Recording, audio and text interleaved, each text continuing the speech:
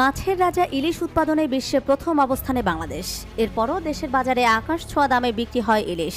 এবার কম দামে বাঙালির পাতে বড় সাইজের ইলিশ তুলে দেওয়ার উদ্যোগ নিয়েছেন অন্তর্বর্তীকালীন সরকারের মৎস্য ও প্রাণী সম্পদ উপদেষ্টা ফরিদা আক্তার।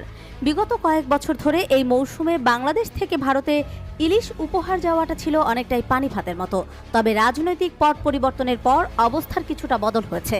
গত পূজার সময়েও ভারতে ইলিশের প্রথম যে চালান গেছে, ঠিক একই দিন তার চেয়েও বেশি দামে ইলিশ কিনতে হয়েছে বরিশালবাসীকে। এখন বাংলাদেশ থেকে মাছ রপ্তানি বন্ধ। এমন অবস্থায় ভারতের বাজারে ইলিশ মাছের দাম বাড়ছে লাফিয়ে লাফিয়ে। আবার অবৈধভাবে ভারতে যাওয়া কিছু মাছ বিক্রি হচ্ছে চড়া দামে। এছাড়া শুধু ইলিশ নয়, বাংলাদেশ থেকে যাওয়া অন্যান্য মাছের দামও বেড়েছে ভারতের বাজারে। মঙ্গলবার রাতে এক প্রতিবেদনে এই তথ্য জানিয়েছে ভারতীয় সংবাদ মাধ্যম এনডিটিভি। প্রতিবেদনে বলা হয়েছে, কলকাতার জনপ্রিয় মাছের বাজারগুলোতে চলতি বর্ষায় বেস্ট সেলার পদ্মা নদীর ইলিশের সংকটে পড়েছে। ইলিশ বাংলাদেশের জাতীয় মাছ।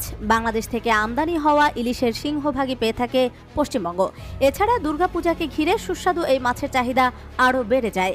যদিও ইলিশ মাছটি দক্ষিণ পূর্ব এশিয়ার বেশ কয়েকটি দেশে পাওয়া যায়, তবে বাংলাদেশের ইলিশের স্বাদ সবচেয়ে বেশি। পশ্চিমবঙ্গ এবং ভারতের উত্তর পূর্ব অংশের মানুষের কাছে তো হট ফেভারিট। শঙ্কর পাল নামে কলকাতার এক মাছ ব্যবসায়ী বলছেন, বাংলাদেশি ইলিশের সরবরাহে আকস্মিক পতন ঘটেছে, তাই দাম বাড়বে। আমরা ইতোমধ্যেই 1 কেজি ইলিশ 1800 রুপিতে বিক্রি করেছি, যা অবৈধভাবে আসছে। আগরতলার আরেক মাছ বিক্রেতা তাপস সরকার বলেন, সরবরাহ কমে গেছে, তাই আমাদের দাম বাড়াতে হবে। এনডিটিভি বলছে, পশ্চিমবঙ্গের পরে ইলিশ সরবরাহের এই সংকটে সবচেয়ে বেশি সমস্যার মুখে পড়েছে ত্রিপুরা। ভারতের উত্তর পূর্বাঞ্চলীয় এই রাজ্যটি পদ্মার ইলিশের প্রধান ক্রেতা এবং সেখানে সুস্বাদু এই খাবারের সরবরাহ বন্ধ হয়ে গেছে।